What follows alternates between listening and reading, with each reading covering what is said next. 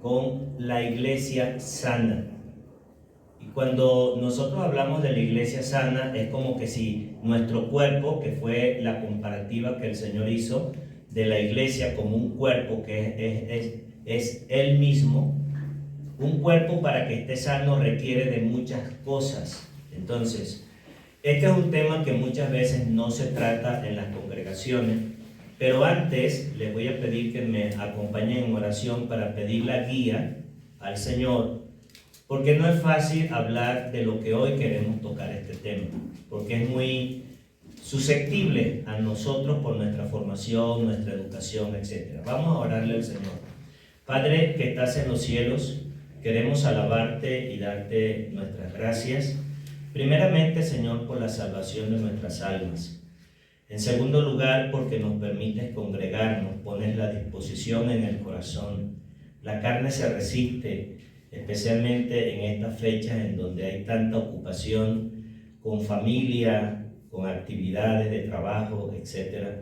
Pero gracias por los que estamos aquí presentes y por aquellos que quisieron estarlo, pero no pudieron, que tú seas con ellos. Ayúdales, Señor, fortaléceles.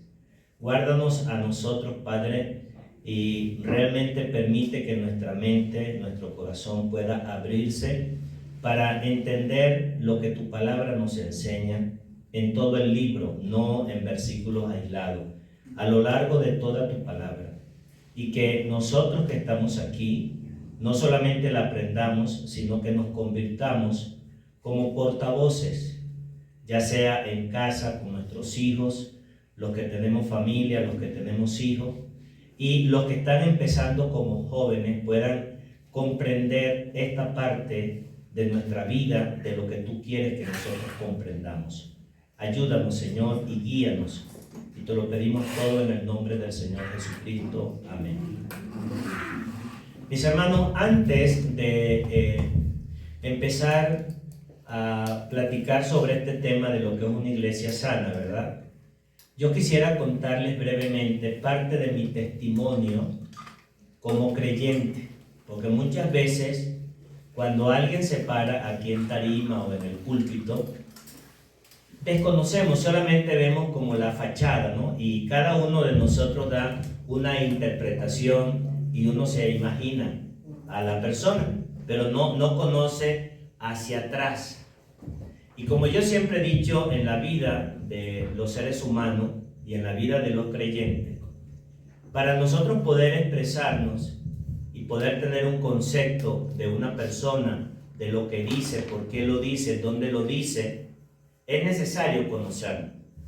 Y yo siempre le he recomendado a mis hermanos en cualquier lugar donde he estado, que tenemos que ser carta abierta, con las cosas acertadas y con las cosas no acertadas.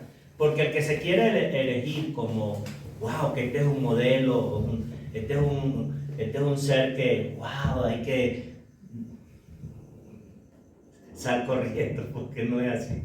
Es decir, estamos llenos de cosas acertadas y de cosas no tan acertadas. Mis hermanos, yo creí al Señor cuando tenía 15 años de edad y me levanté en una congregación en donde en esa congregación, como he dicho muchas veces, nos enseñaban la palabra, pero al mismo tiempo vengo de una familia muy pobre. Y cuando digo pobre, muy pobre, de a veces no tener con qué comer, porque éramos 7 de hijos de una mujer que ni siquiera tenía a su marido. Y mi madre se convirtió al evangelio cuando tenía 32 años de edad. No se volvió a casar nunca más. Mi madre tiene prácticamente en este momento más de casi 60 años en el Señor.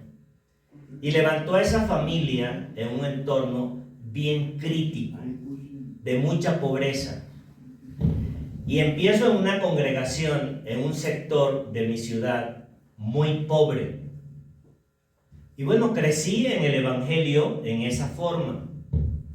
Llegó el momento que aproximadamente cuando yo tenía 20 años tuve el privilegio de poder servirle al Señor y yo recogía las ofrendas. No todos los domingos, pero me tocaba recogerla y me tocaba contarla.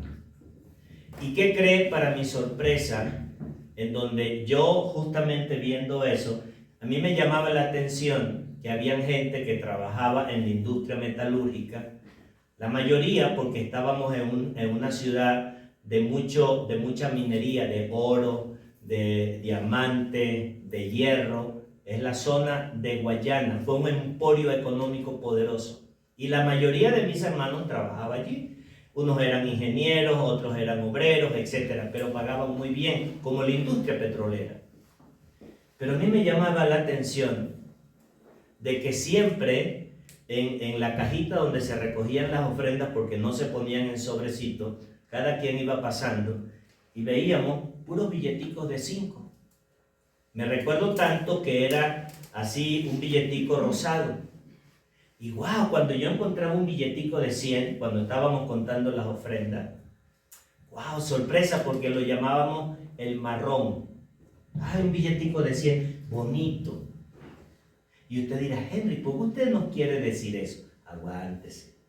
Téngame un poquito de paciencia, porque este es un tema, mis hermanos, que por no tener una educación en la iglesia ni en nuestra familia, muchos de los que estamos o de los que no están en una situación crítica financieramente hablando. Y el tema que hoy no voy a dar una cátedra sobre finanzas, no, voy a citar lo que dice el libro, porque una iglesia sana tiene que ver con un cuerpo sano. Si un cuerpo no se alimenta bien, ¿qué cree que le puede pasar? Se enferma. Un cuerpo, probablemente no tanto en México, que no se abrigue bien, donde hay temperaturas y climas bien templados, en donde tienes que estar bien abrigado, porque si no, la gente se muere por el frío o el calor. Y entonces, mis hermanos, cuando nosotros estamos entendiendo eso, nos damos cuenta que es pobreza.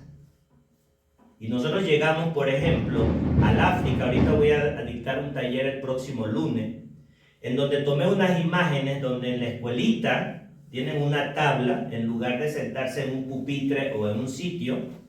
Y entonces en ese lugar que estás en una tablita ahí, hacinado todo el mundo, ¿usted cree que esa persona puede recibir una educación adecuada?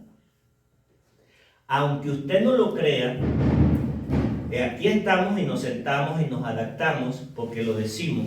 Pero si usted estuviera en condiciones más favorables, en donde usted estuviera mucho más cómodo, le puedo asegurar de que su condición en este momento para captar lo que queremos transmitirle va a ser mucho mejor.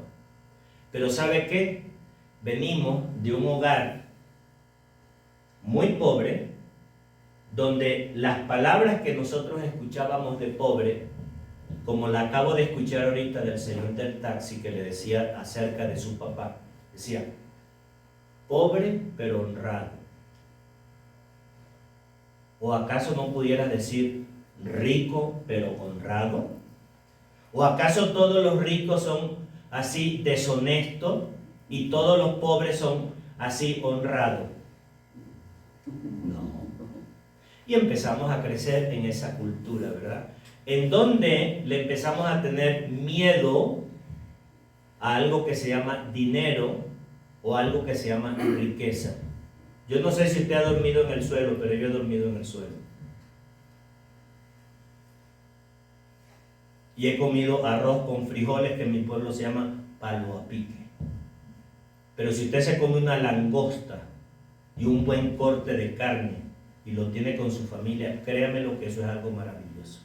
Y usted va a decir, Henry, ¿y de qué se trata? Aguánteme, no se preocupe. Porque el tema, mis hermanos, como nosotros no estamos acostumbrados a tocar el tema de los diezmos, de las ofrendas, partiendo de la raíz de lo que Dios quiso enseñarle a su pueblo, la nación de Israel. Y por eso es cuando yo estoy tocando este tema entre un pueblo cristiano, le pregunto, dígame cualquier judío que usted conozca arruinado y pobre. Si yo les preguntara en este momento, dígame a los evangélicos, no importa de la congregación donde estén, que usted los vea rico y próspero en su gran mayoría, ¿qué me diría usted? Veo todo lo contrario. Y si alguien empieza a enseñar sobre este tema, ¿qué cree que alguno de los presentes pudiera decir? Ah, es que ahorita está enseñando sobre esos temas que esas iglesias hablan sobre la prosperidad y todo ese tipo de cosas. Pues no, mis hermanos. El tema de los diezmos y de las ofrendas corresponde a una iglesia sana. Pero una iglesia sana tiene que tener miembros sanos. ¿Es correcto, mi hermano? Si usted está de acuerdo conmigo, diga allí amén. Amén. ¿Sabe por qué, mis hermanos? En mi cabeza yo crecí, aunque ganaba dinero, ¿sabe lo que hacía? También apartaba mi billetico marrón de 100 y lo ponía. No importa lo que ganara. Si llegaban las utilidades, si llegaban las prestaciones, si llegaban los bonos, mi billetico marrón. Y un buen día, mis hermanos, no se preocupen porque ahorita voy a citar la Biblia porque de repente puede estar así intenso. Tranquilo que vamos a citar la palabra. Pero estoy haciendo como se dice, este recuento. Me tocó el privilegio de que me encargaron de recibir las ofrendas para los misioneros, un tipo de ofrenda. Y encontramos que un hermano en mi país, dueño de una cadena de supermercados, me depositaba todos los meses una cantidad de dinero para que la repartiera entre los misioneros. Tuve el privilegio de conocer a ese hermano personalmente, fue amigo mío. Y cuando ese hombre lo conocí, tenía tanta sencillez, pero tanta calidez humana y espiritual, de que manejaba la riqueza y la abundancia como creyente, impresionante. Y bueno, como todo curioso, ¿verdad? Así le hice como una evaluación, un escaneo de pies a cabeza. Wow, ese señor vestía unas camisas impecables, unos zapatos impecables, pero tenía una humildad que muchas veces me impactó con una persona que yo siempre he puesto como referencia en el templo allá en Caracas. Cuando íbamos a ir a una conferencia bíblica, estaba un señor arrastrado en el suelo porque no podía caminar. Y le digo a ese señor, mire amigo, lo invito esta noche porque vamos a tener una predicación extraordinaria. Créame que eso va a ser de mucha ayuda para usted. Y el hombre desde abajo, sucio, mugriento, pordiosero, se me queda viendo así con una mirada retadora. No estoy exagerando, mis hermanos. Me dice, yo no me rebajo con eso. ¡Wow! ¡Qué soberbia! Y estaba arruinado en miseria. Entonces yo fui entendiendo de que la riqueza y la pobreza no tenía nada que ver con la actitud del corazón. Tenía que ver con un entendimiento de lo que nosotros habíamos sido educados. Porque como cristianos, siempre tenemos en nuestra mente el pasaje de aquel hombre rico que se fue triste y no alcanzó salvación y le tenemos miedo a la riqueza. Y le tenemos miedo a tener abundancia y prosperidad, porque como nos hicieron ver desde niño que la honradez tenía que ver con la pobreza, entonces yo prefiero ser honrado. Y que los ricos iban para el infierno. ¿Cómo usted cree que nosotros empezamos a crecer en nuestra mente teniendo esos conceptos así definidos en nuestra cabeza desde niños y que nos vamos haciendo adultos? Y nos convertimos al evangelio y venimos a la iglesia con unos conceptos sobre el dinero, la riqueza y la prosperidad terribles, mis hermanos. No culpo a nadie, Mire, yo hasta hace 2 años les voy a decir con toda honestidad, yo no diezmaba. ¿Sabe por qué? Porque para mí el diezmar, supuestamente, eso pertenecía al Antiguo Testamento. Y eso no tenía nada que ver con el Nuevo Testamento. Sino que yo, según lo que haya prosperado, entonces yo como no tenía una línea para medir, entonces yo sacaba mi billetito y lo daba. Mis hermanos, en mi etapa productiva de vida, he ganado muchísimo dinero, pero pregúntenme si los tengo. Y esta palabra va para los papás, para las mamás, para los hijos. Oiga bien esto, porque creo que finalizando un año, siempre es bueno que nosotros nos podamos como evaluar y hacer un balance en nuestra vida y preguntarnos qué cosas buenas yo he hecho y qué cosas no tan buenas yo he hecho y qué puedo yo cambiar o qué puedo yo modificar. Y aquí hay muchas cosas, mis hermanos, y quiero que usted abra su Biblia en Deuteronomio capítulo 24. Vamos a comenzar allí en Deuteronomio capítulo 24 porque ahorita le quiero mencionar varias cositas. Miren, Deuteronomio capítulo 24, el Señor con su pueblo que ya estaban a punto de entrar a la tierra prometida, Dios le da unas instrucciones precisas a la nación de Israel. Mire,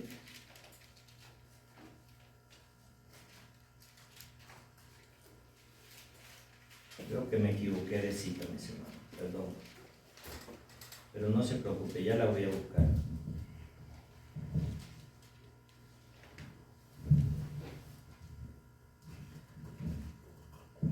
Pero sé que está en Deuteronomio, perdón. Aquí tengo la nota del cita. Es Deuteronomio capítulo 14. Deuteronomio capítulo 14.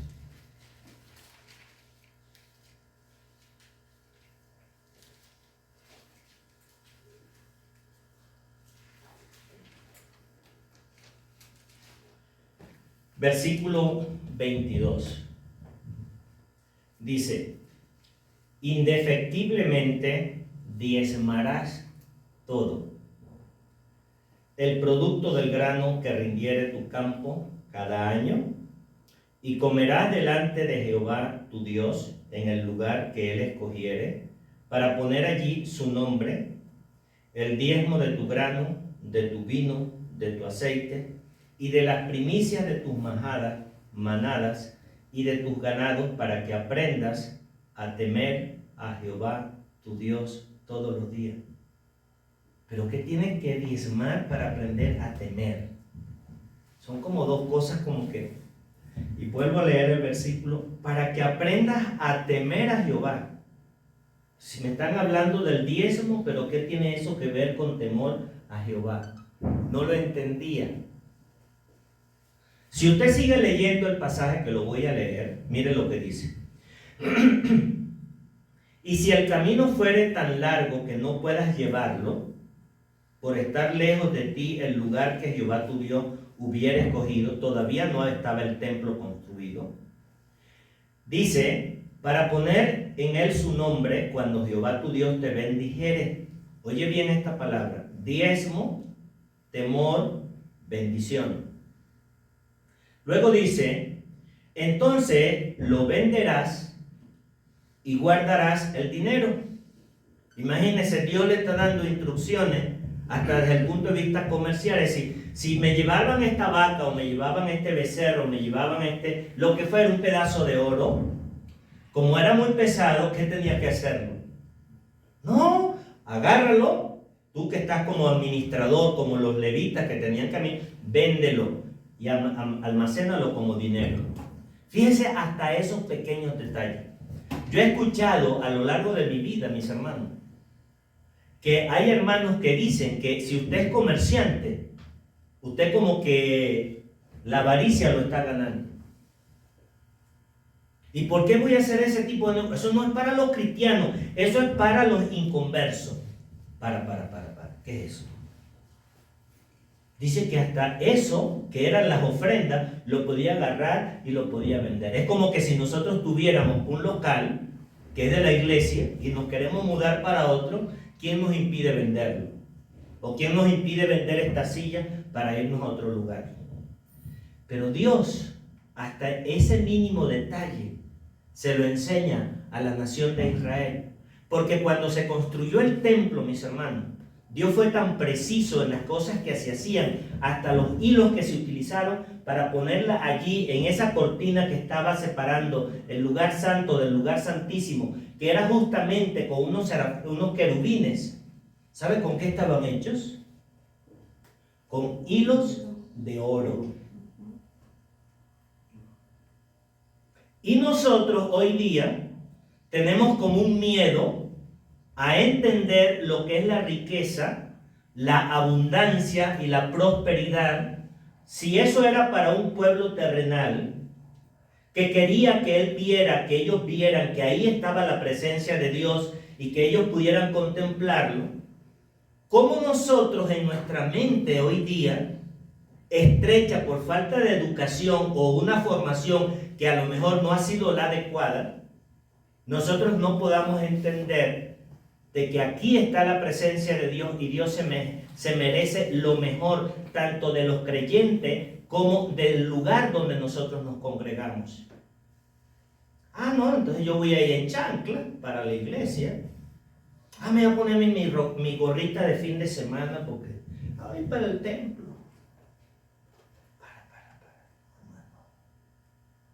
¿Sabes una cosa?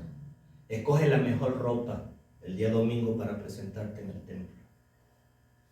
Cógela.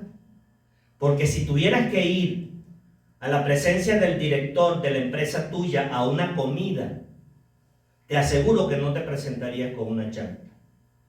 ¿Y qué tiene que ver eso, mis hermanos, con las ofrendas y los diezmos? Muchísimo, y ahorita quiero llegar a ese punto.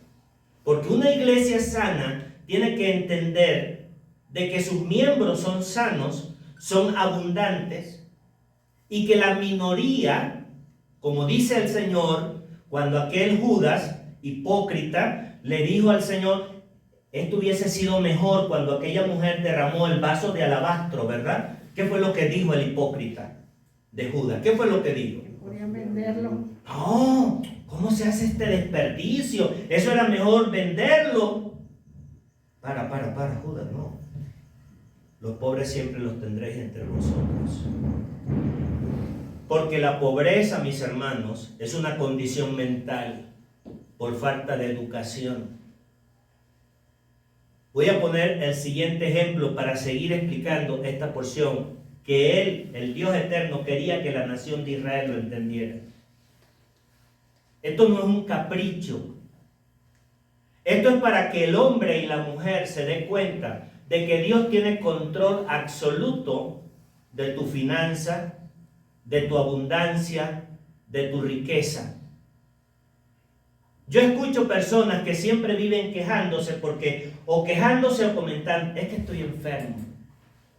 Estás achacoso porque no te alimentas bien, no vives en un ambiente bien.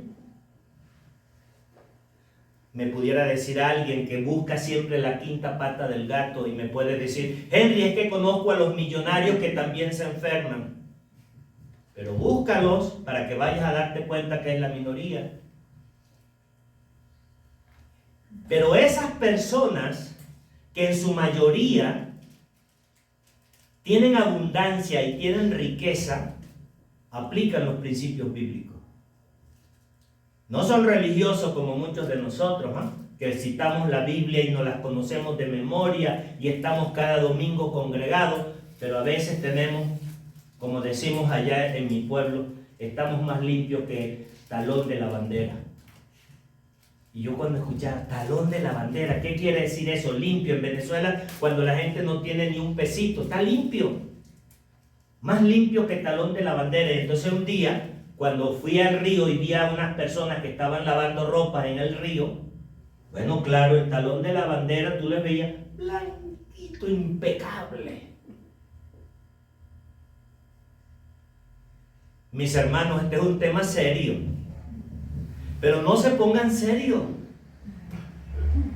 El tema es serio, pero ensanchemos nuestra mente.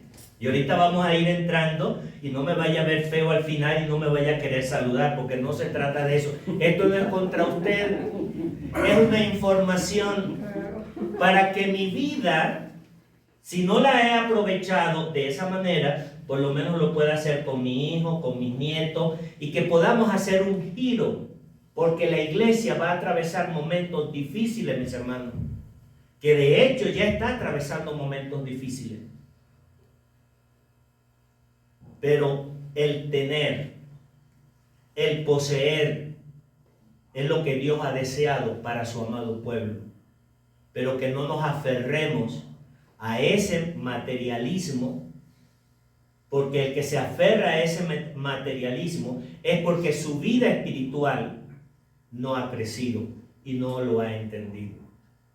Si nosotros en este momento ya agarrara una maleta de puros billetes de dólares y se la pusiera usted con $1.000.000, yo le aseguro que usted no sabría qué hacer. Y al poco tiempo usted estaría sin un peso, arruinado en miseria. En mi pueblo hay unas minas que se llaman El Callao. Si usted quiere, la buscan y la googlea. Donde uno de los diamantes más grandes del mundo, que hoy está en un lugar dentro de la corona alemana o de las inglesas, no sé en dónde ya está el diamante, de los más grandes del mundo, lo agarró un guayanés. De paso le pusieron el apodo de Barrabás. Ese murió en ruina y en miseria. Porque la riqueza llega a tu mano porque Dios te la da. Y cuando no la tienes, no culpes a Dios, porque lo que Dios está haciendo es que te está protegiendo y te está cuidando. Y me está cuidando porque no estamos listos y preparados para manejar la riqueza. La nación de Israel fue preparada paso a paso con un sacerdocio levítico al cual no se dedicaba a la agricultura ni hacía ningún otro tipo de trabajo, sino que Dios escogió a la tribu de Leví para su sacerdocio santo y para administrar las ofrendas y los diezmos en medio de su nación. Pero esa nación que ofrendaba, ¿cómo estaba? ¿Tenía algo que dar? Claro que sí. Le voy a poner otro ejemplo, mis hermanos, para luego aterrizar en el Nuevo Testamento sobre este tema. Mire, vea esto lo que dice aquí al final del versículo 29 del capítulo 14 de Deuteronomio. Dice, y vendrá el levita que no tiene parte ni heredad contigo, y el extranjero, el huérfano y la viuda, que hubiera en tus poblaciones, y comerán y serán saciados. Entonces la pregunta es, los diezmos y las ofrendas, ¿qué finalidad tenían? ¿Qué era lo que Dios quería enseñarle a la nación de Israel? Cuando tú ofrendas, cuando tú diezmas, que tenía dos propósitos. Uno era el sostén del sacerdocio, que era el trabajo que hacían en medio de la nación de Israel los levitas y todo el sacerdocio para mantenerlos, porque estaban dedicados a una obra santa, porque no salían a sembrar y a trabajar la tierra. ¿Sabe hoy? La mayoría de las iglesias, mis hermanos, está atravesando momentos tan difíciles, porque la mayoría de los pastores, de los misioneros, tienen que trabajar. La pregunta que yo le haría, ¿es eso lo que Dios quería para su pueblo? De que en lugar de que un hombre que está como pastor en una congregación estuviera orando, estuviera preparándose, él tenga que estar pensando en trabajo, y si no tiene un trabajo, depender de una jubilación en lugar de depender de Dios. ¿Usted cree que un hombre que se para aquí que dependa de su salario o dependa de Dios, ¿quién pudiera hablar con mayor autoridad? Y que retumbara al pueblo de Dios, al que depende de su Dios eterno. Pero la mayoría, hoy en día, son pastores asalariados, que tienen que mandarle una ofrenda para que el otro tenga que darle una paga, pero no dependen. Pero Dios, en su modelo de una iglesia sana, deseaba profundamente y desea que un hombre que se dedica a la predicación del reino, a la predicación del evangelio, en administrar la palabra para que su pueblo pueda ser nutrido, ese hombre dedique horas. Hoy mi esposa se reía de mí porque mientras yo estaba preparando el tema, me llamaban de un compañero de trabajo que necesito que me hagas esto. Entonces, con la Biblia en la mano y buscando, y mientras hacía un diseño, mándame otro porque tengo otra presentación aquí y para hoy la necesito. Y buscando, y usted cree que mi mente y mi corazón pueden tener esa preparación y esa intimidad que se requiere de poder estar con Dios para hablar de su palabra. No, mis hermanos. Dios quería que su pueblo creciera en un ambiente de entender lo que significaba el servicio para Dios. Los levitas lo entendieron. Hoy la iglesia atraviesa por situaciones difíciles porque el pueblo de Dios no ha sido educado ni formado. ¿Y sabe por qué? Porque también tenemos miedo muchas veces de tocar este tipo de temas. Porque lo primero que me viene a mi mente, si yo no estoy preparado en este tipo de temas, ¿qué es lo que viene a mi mente? Me quieren sacar dinero. Y a lo mejor el pastor quiere comprarse su carro. O se quiere ir de vacaciones. Y empezamos a hacer una cantidad de conjeturas. Y aquí viene, hermano, otro tema. Que usted dirá, ¿y qué tiene que ver esto con esto? Mucho. Se llama culpa y se llama enojo. ¿Sabe por qué nosotros, en nuestro corazón, sentimos muchas veces que el yo desprenderme de algo es como que alguien se está aprovechando de mí? Y no tengo la cultura del dar, sino que tengo la cultura del recibir. Y aquí le va otro ejemplo, porque son muchos. Y no hemos entrado en el Nuevo Testamento. Estos son temas para estar una semana hablando, para que podamos elevar nuestro nivel de conciencia de lo que significa diezmar y ofrendar. Que en lugar de pensar de que yo estoy dando, yo lo que estoy es sembrando para que se me pueda devolver bendición. Y ahorita se lo voy a mostrar de una manera sencilla. Pregúntese usted en este momento cuánto tiene de ahorro en su casa. Después de haber trabajado mucho tiempo, ¿cuánto tiene ahorrado? ¿Cuántos kilos de arroz tiene en su despensa? Yo voy con mi esposa y perdone que voy a hablar de sus, pero vamos a comprar uno, porque esa es nuestra cultura. No, ¿para qué vas a comprar 3? Porque no es nuestra cultura. Es lo que yo como, es lo que yo necesito, es lo que es para mí. Y si quedara algo por allá, eso también sigue siendo para mí. Hemos sido educados o formados de esa manera. Quiero preguntarles, si no estás en tu derecho si respondes o no respondes. ¿Hemos sido educados así o no lo hemos sido? Pero se dijo como con cierta timidez. Voy a volver a hacer la pregunta para que en tu cerebro puedas escucharte, porque esto es parte importante. Hemos sido educados en una cultura del que solamente para mí, o yo siempre cuando compro un paquete de arroz o de aceite extra porque alguien lo puede necesitar. ¿Hemos sido formados así, mis hermanos? No hemos sido formados. Entonces, y aquí quiero realmente decir, no tienes la culpa, no tengo la culpa de que nosotros procedamos con el dinero con una manito así dura y rígida. Porque no hemos sido educados. Ay, hermano Henry, es que usted no sabe cuánto me cuesta a mí yo ganarme lo que me gano. Claro, porque es un trabajón. Por eso el Señor le dijo, mira, la tierra te producirá cardo y espino. Pero cuando nosotros vemos hombres como Abraham, que lo leemos por encimita, como que no lo entendemos mucho. ¿Qué es lo que dice que era Abraham? ¿Qué era? ¿Era pobrecito o qué era? ¿Cómo decía la escritura, mi hermano? ¿Cómo dice? Era muy rico. Ahora, ¿esa riqueza era porque él la trabajó o porque...? No, mis hermanos.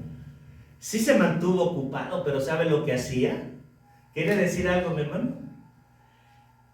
Lo que era una bendición de Dios. ¿Sabe lo que hizo Jacob, mis hermanos? Cuando abrió aquel pozo, en un terreno que supuestamente era de él, pero no era de él. ¿Qué pasó en la historia de Jacob? Cuando abrió el pozo, para él darle agua a su familia y el resto. ¿Qué pasó? Llegaron aquellos, ¿no? Ese pozo no puede estar aquí. ¿Y se puso a pelear o qué fue lo que hizo? Cójanselo. Voy a abrir otro. Mis hermanos, siempre ten en la mente abrir 2 pozos, o 3, o 4. Eso es abundancia. Dios quiere que sus hijos, en esta etapa, podamos, de verdad y de todo mi corazón se los digo, que actuemos con abundancia. Que la abundancia llegue a tu vida, no porque trabajes más. Y ahorita les voy a compartir el testimonio que ya lo empecé a decir, pero ustedes saben que yo como extranjero llegué a este país con un pantalón, un par de zapatos y con menos de $1,000, hace 8 años. Y me fui a vivir a un edificio donde pagaba una renta de 2,000 pesitos, que era una posilga, una cosa de verdad desastrosa. Pero ¿sabes qué? Había en mi corazón algo que me inquietaba y empecé a escuchar y a leer de hombres y mujeres temerosas de Dios que siempre sacaban el tema del dar y el diezmar. Yo decía, pero ¿cómo yo voy a diezmar si lo que tengo son apenas los 500 pesitos para...? Y eso me caía tan fuerte. Y en ese proceso fue batallar, y que trabajaba y el dinero se desaparecía. Yo decía, santo cielo, pero ¿qué es lo que está pasando? Y bendito Dios, y lo digo con absoluta responsabilidad, llegué a esta congregación. Y los hermanos empiezan a hablar del diezmo. Yo decía, ¿del diezmo? No, mi marrón, billetico de 100. Todos los domingos yo estoy ofrendándose, pero no entendía. Mis hermanos, les voy a decir algo, porque el tiempo se me encadenó, de verdad, aquí pudiera pasar horas hablándole. 2020, 2021, en pleno proceso de pandemia, durante los 8 años que tengo aquí, la etapa de mi vida más próspera ha sido en estos 2 años. ¿Cómo? Sí. ¿Y por qué, Henry? Porque leí un libro que aparentemente no tiene nada que ver con la Biblia, pero cita todos los principios bíblicos y cita a fulano y a sutano y merengano de la Biblia. Y él decía, lo primero que tienes que hacer es pagarle a Dios. Pagarle a Dios, ¿qué es eso? Y en segundo lugar, pagarte a ti. Y sigo buscando. Y todo lo que citaba el hombre era de la Biblia. Citaba, por ejemplo, el caso de la parábola del sembrador.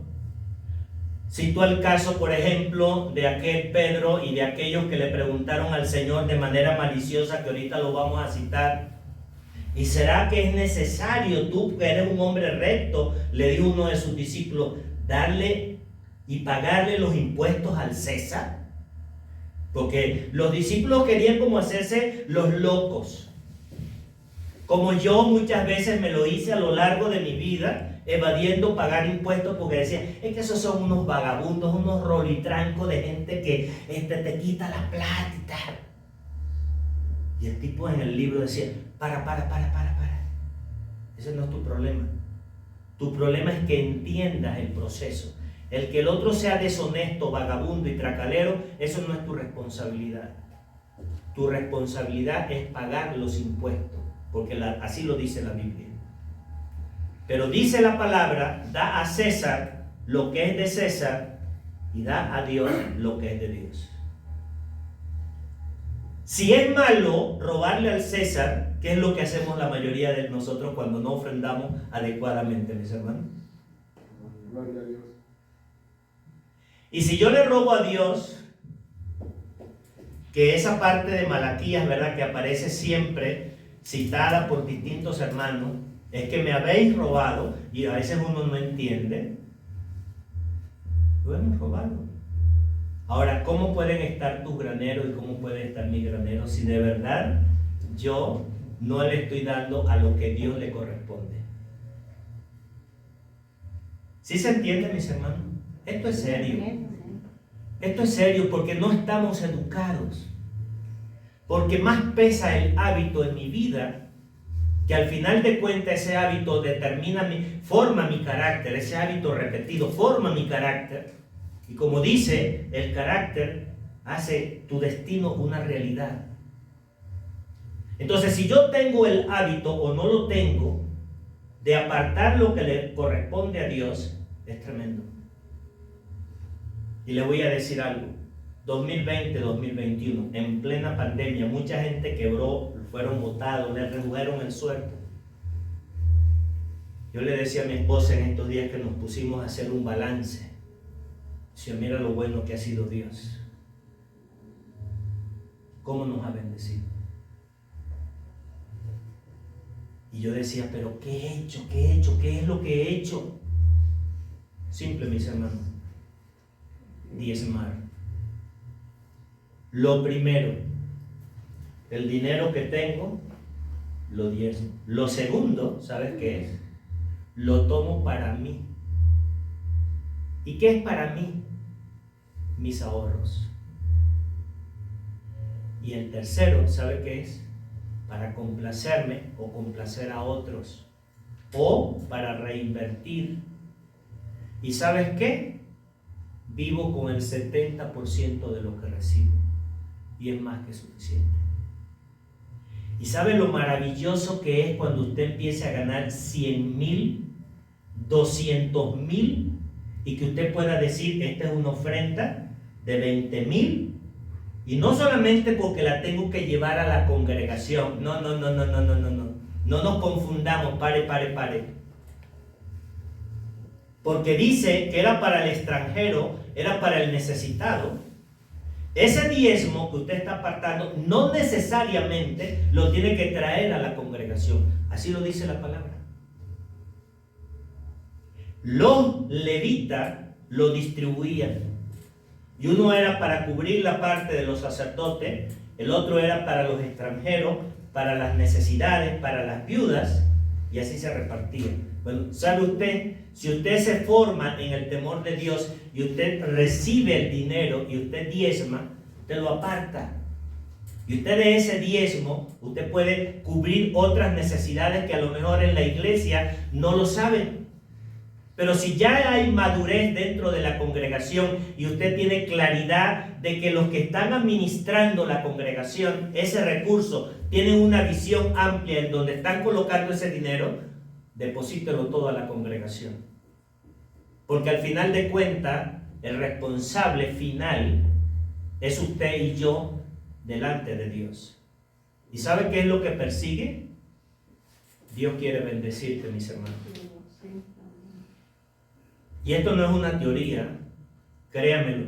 Yo le reto delante del Señor, a ti que me estás escuchando, a través de esta predicación, ahí en tu casa o en el lugar donde te encuentres, yo te reto, proponte este año, antes de finalizar, como una elección y una decisión en tu vida, de que lo primero que vas a hacer cuando recibas dinero es apartar lo que le corresponde a Dios. En segundo lugar, porque no es solamente eso, una porción, agárrala y ponla en tus ahorros. No la toques. No la toques.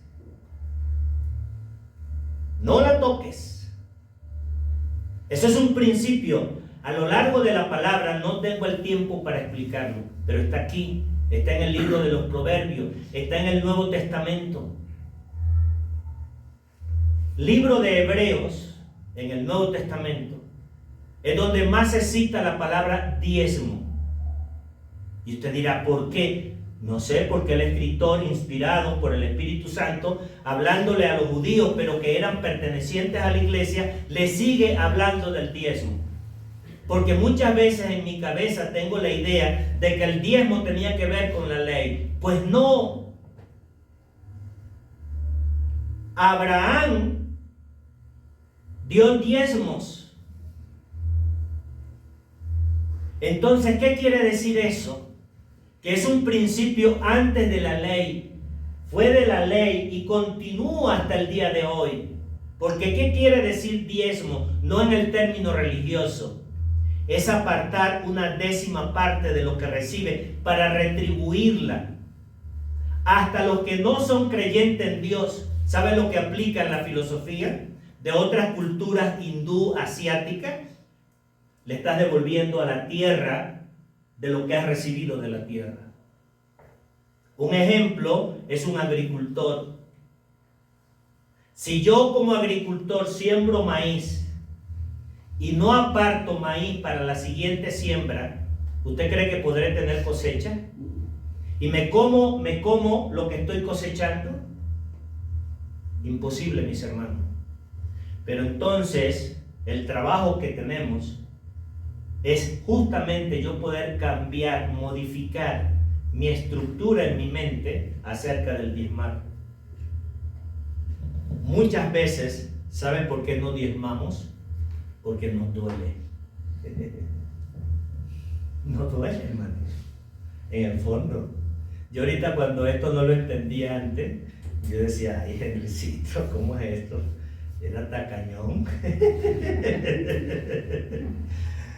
Pero una vez, mis hermanos, que lo hicimos como práctica con un grupo en un taller que yo estaba dictando, le dije, mira, vamos a hacer un ejercicio aquí, y no eran cristianos, habían cristianos y no cristianos. Le dije, mira, lo que tengas ahorita, abre tu cartera y regálaselo a alguien. Entonces, ¿regalárselo? Yo te invito a que hoy cuando salgamos de aquí, te invito de verdad. Saca de tu cartera y da. Pero muchas veces, ¿sabes lo que tenemos? Y lo conversábamos hoy en la mañana con mi esposa y otras personas, que venimos de la cultura católica, no los que ya han tenido años en el Evangelio. ¿Qué es lo que llega a la gente a la iglesia católica? Agarran las limosnas, porque lo hacen así la limosna, y la lanzan, un centavito, una monedita. Y son la gente más pobre. Mis hermanos, la gente más rica de la tierra diezma. ¿Son buenos, son malos? Yo no sé. Pero estoy hablando del término de riqueza y de abundancia. Si sus corazones son pervertidos, malos, vagabundos, idólatras, adúlteros, no lo sé. Pero me voy a fijar solo en el detalle del principio de la riqueza, porque la riqueza es todo lo que Dios ha hecho. Pero para que la riqueza llegue, que es de Dios, que no es tuya ni mía, desde el aire que respiro, que nadie me lo puede dar. En estos días un compañero de trabajo me decía, en pleno COVID, no se murió, pero tenía que estar pegado a una bombona de oxígeno o a un cilindro de oxígeno, que si se lo medio despegaban, se moría. Pero usted y yo todos los días respiramos, ni cuenta nos damos.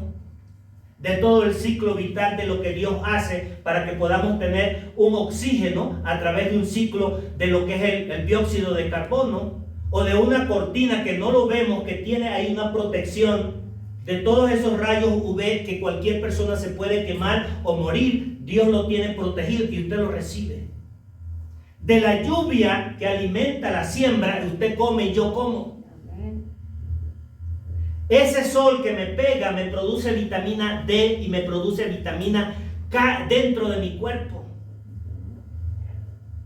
Y todavía, cuando voy a sacar la cartera que me dan, no, esto es como mucho. Mentalidad y educación, mis hermanos. Yo les pido de corazón que hagan las pruebas, los retos. Los 2 años de más abundancia que he tenido, y me da una satisfacción decirlo, y no desde el ego, porque me avergüenzo de todos los años hacia atrás que tuve ofrendando prácticamente de lo que sobraba, y por esa razón todo el dinero que crece se fumaba, o ya sea con una enfermedad o con un choque. Cuando ya yo estaba a punto, ¡pum!, aparecía algo. Hoy en día no me da ni coquito, mis hermanos, porque soy un hombre sano por la gracia y la misericordia de Dios, porque Él sostiene a los suyos. De verdad, entendámoslo, mis hermanos. No es una cosa tan difícil. Lo que tenemos es que romper con una escuela en la cual, no porque nuestros papás lo quisieron hacer porque nos quisieran hacer daño, era porque tampoco lo sabían. Ni ellos ni sus abuelos, porque venimos más que todo una cultura latina donde hemos sido esclavos y donde justamente hemos venido siendo domesticados y no entendemos la abundancia que está allí. Antes no la veíamos, pero ahora que somos de Cristo, que tenemos la palabra de Dios, que necesitamos educarnos, ¿por qué seguir viviendo eso? Estamos a tiempo. Mis hermanos, y no es que a veces confundimos riqueza con dinero. No, la riqueza no tiene nada que ver con el dinero. Hay gente que tiene mucho dinero y es pobre. Yo llegué a conocer a uno, cristiano. Cuando había las conferencias bíblicas, y tú que me estás escuchando, tú sabes de qué me estoy refiriendo. Probablemente esa persona ya falleció, pero lo conocí. Tenía miles de cabezas de reses. Gracias a Dios que daba una res cuando había una conferencia bíblica. Pero cuando usted lo veía en presencia, era un pobre hombre miserable, cristiano. Porque la riqueza no es dinero. La riqueza es el saber dar, compartir, vivir, disfrutar de lo que Dios desea que nosotros tengamos en esta vida. Y probablemente alguno pudiera estar diciendo, no, es que los evangélicos tenemos que estar siempre arruinados, encabezados, pobrecitos, ¿por qué yo voy a ir a la escuela? No, estás equivocado. Y eso me revela dentro de mi corazón, porque llegué a escuchar personas de autoridad de la palabra de Dios que le decían a otros creyentes, ¿por qué vas a ir a la universidad? Este que les habla, mis hermanos, hubo un momento en mi vida que llegué a sentir, ¿para qué comprar una casa si el Señor viene? Pero qué irresponsable. Y usted dirá, Henry, hasta eso. Porque no todo el que dice que tiene la palabra te está enseñando verdad. Puede tener buena intención, pero las buenas intenciones no quieren decir que te estén diciendo lo correcto. Por eso tenemos que abrir el libro. Por eso tenemos que entender lo que significa ser una iglesia sana. ¿Y cómo es una iglesia sana? Cuando sus miembros son sanos. Somos sanos en todos los sentidos. Desde el sentido más básico, como el saber aprender, al poder compartir, al poder tener unanimidad entre nosotros los creyentes. Pero imagínense que yo esté pelado, hermano. Y mi hermano Evani más pelado que yo. Y nos juntamos los dos a rascarnos. Como dos que tienen sarna rascándonos. ¿Qué podemos hacer? Y el vecino que está perdido en sus pecados, que tiene necesidad profunda, yo no tengo ni siquiera para regalarle 1 kilo de arroz. Y decirle, Cristo te ama. Te invito a que vengas a escuchar la palabra. Mis hermanos, tenemos que dar un cambio en nuestra mente y estamos a tiempo. Estamos a tiempo. Yo siento que hoy, más que nunca, como creyentes, como iglesia sana, tenemos que entender que la abundancia y la prosperidad provienen de Dios. Y Dios nos quiere bendecir, pero tenemos que estar preparados, mis hermanos. El límite de tus ingresos lo determina tu crecimiento. Créemelo. Ya sea en tu fase espiritual, tu fase material, tu preparación, tu tope de ingreso es tu tope de crecimiento. ¿Quieres tener más ingresos? Tienes que crecer más. ¿En qué área? En las 3 áreas.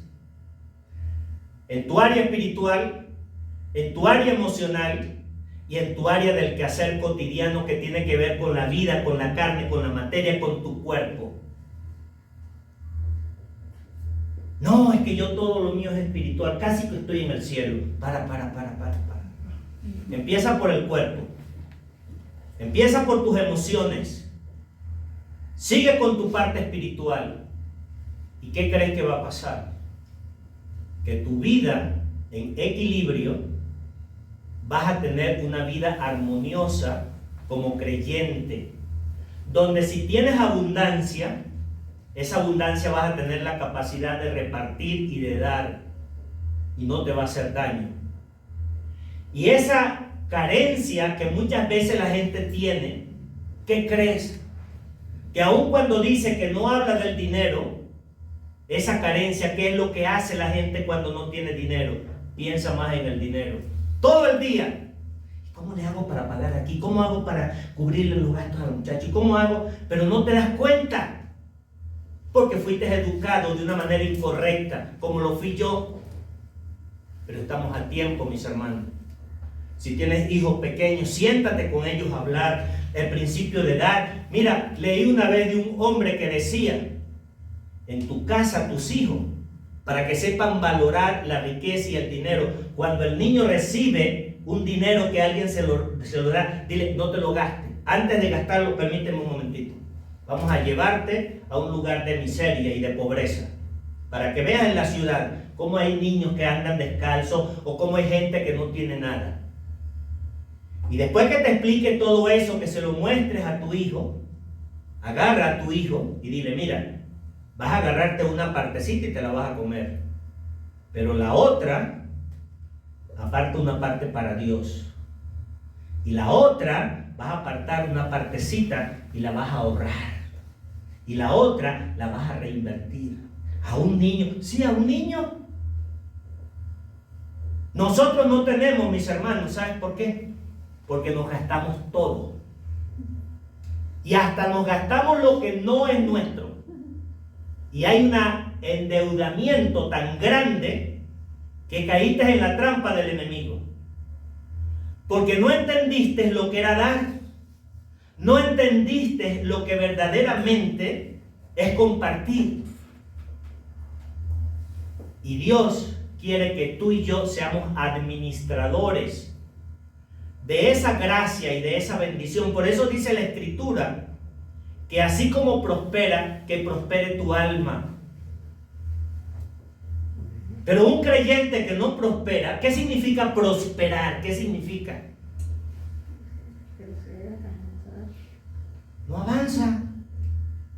Prosperar es que si yo vivía en un ranchito, ahora vivo en una casita, a lo mejor.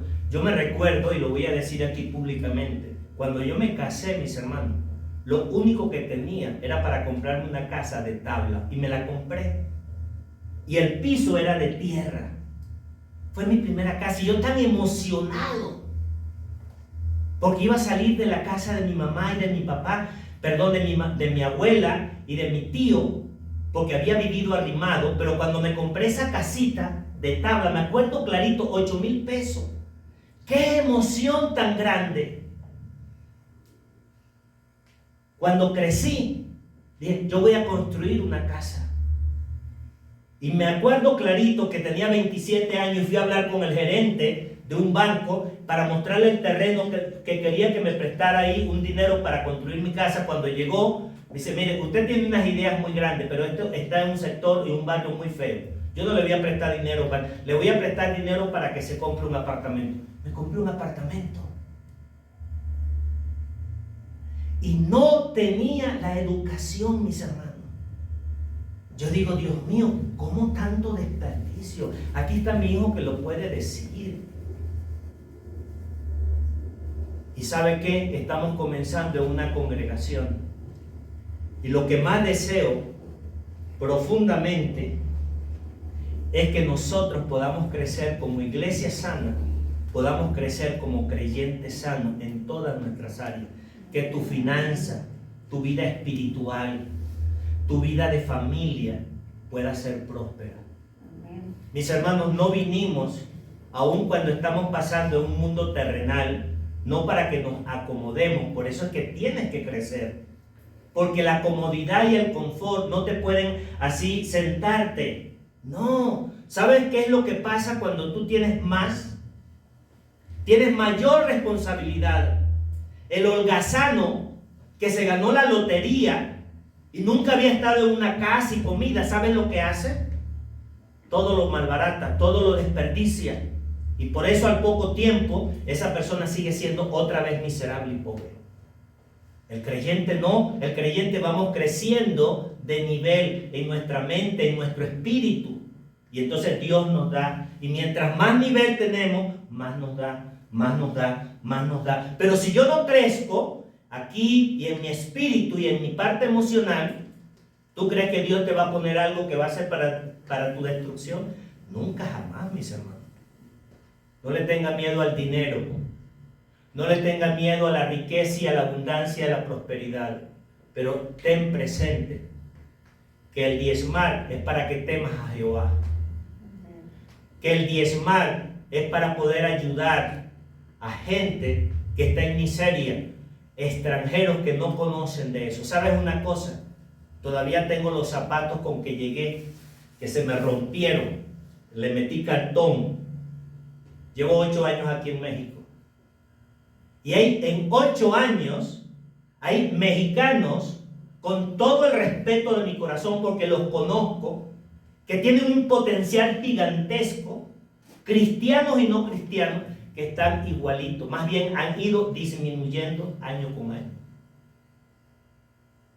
Yo te invito que este año, mis hermanos, antes de que finalice, tú que me estás escuchando, haz un balance. No importa que te asuste, pero ese balance puede ayudarte a tomar decisiones.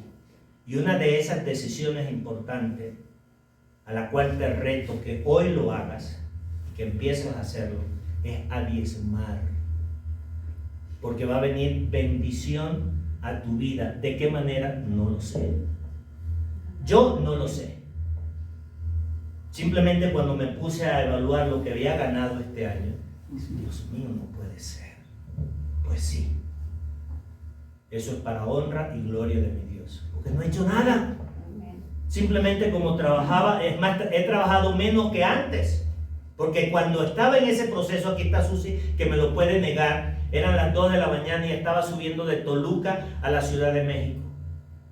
Una oficina que dormíamos en un colchón, que lo inflábamos, que nos moríamos del frío, Susi y yo allí en la oficina porque no podíamos pagar un hotel. Dentro de la misma oficina, después que la gente se iba. Entonces, mis hermanos, ¿por qué les cuento esto? Porque desde el momento en que tomé la decisión de diezmar, de apartar la 10ª parte, empezó a llegar abundancia a mi vida. Y esto se lo comparto como familia, como pueblo que estamos comenzando. No es desde el punto de vista religioso, mis hermanos. Y aparte del diezmo, cuando empiezas a ejercitarte al dar, estaba descuidando una parte con mi madre. No le daba a mi madre. No le daba porque no tenía. ¿Sabes la satisfacción que te da cuando tú puedes darle a tu madre todos los meses dinero? Tú no te imaginas la alegría. Lo primero que hago es apartar el diezmo. Lo segundo es enviarle a mi madre a Venezuela. Lo tercero es apartar el ahorro y vivo con el 70%. ¿Y sabes qué? Te voy a dar un secreto. A veces llega el momento en que no estoy ni siquiera pensando en el dinero. Pero antes, vale, la semana se me hacía corta porque el dinero no me llegaba a la semana. La quincena, vale, ya cuando estaba por el día 20 y ahora qué hago, Dios mío, me faltan 10 días. Pero eso es la realidad, mis hermanos. Ojalá que el Señor nos pueda ayudar. Mire, lea capítulo 7 de Hebreos. No tenemos el tiempo porque ya se nos pasó la hora. Pero de verdad que estoy emocionado con este tema. Hay muchas otras cosas que quisiera mencionar. Mire, la parábola del sembrador a veces la citamos solamente como el sembrar la palabra y la predicación del evangelio, pero eso tiene que ir un poco más allá. Tiene que ver precisamente con la siembra que yo hago, como una semilla. El dinero, el diezmo es como una semilla que yo siembro. De allí es donde dice, es que sembró, pues esa palabra quiere decir eso, ahí sembró. Practiquémoslo, mis hermanos. Ojalá que el Señor nos pueda ayudar, el Señor nos pueda bendecir grandemente a entender todo este proceso que tiene que ver con que el yo poder dar depende de cómo yo esté en mi condición, tanto física, emocional y espiritualmente. Que Él pueda bendecir su palabra para su honra y para su gloria, y que nos pueda permitir ser una iglesia próspera, mis hermanos. Que nosotros podamos agarrar, así como la iglesia primitiva, cuando Pablo le escribió, dice, para que no se recojan las ofrendas cuando yo llegue, sino que ya estaban listas para llevarlas a Jerusalén. Eso es algo maravilloso. Imaginémonos por un instante que nosotros, como iglesia, no solamente tengamos para cubrir las necesidades de la congregación, de nuestros pastores, porque es legítimo. El llamado que Dios hace a una obra es legítimo, no es fácil tarea. Y que además de eso, yo pueda tener dinero para empezar a enviar a otros lugares. Eso es un privilegio como congregación. Que Él pueda bendecir su palabra. Vamos a orar, hermanos. Padre que estás en los cielos, te damos gracias por tu palabra, Señor. Bendícela, prospérala en el corazón y ayúdanos a que podamos recibirla y empezar a practicar lo que tu palabra nos enseña acerca del diezmo y las ofrendas. El aprender a dar para sembrar bendición de parte tuya hacia nuestras vidas. Ayúdanos, Señor, porque no es fácil, Padre, por la educación y formación que hemos tenido, pero tú nos ayudas a que nosotros podamos empezar a tener esto como hábito en nuestras vidas. Bendice tu palabra, que no caiga en tierra vacía y que no haya caído en un corazón cerrado, sino que tu Espíritu Santo pueda hacerla prosperar. Acéptalas en el nombre de Cristo Jesús. Amén.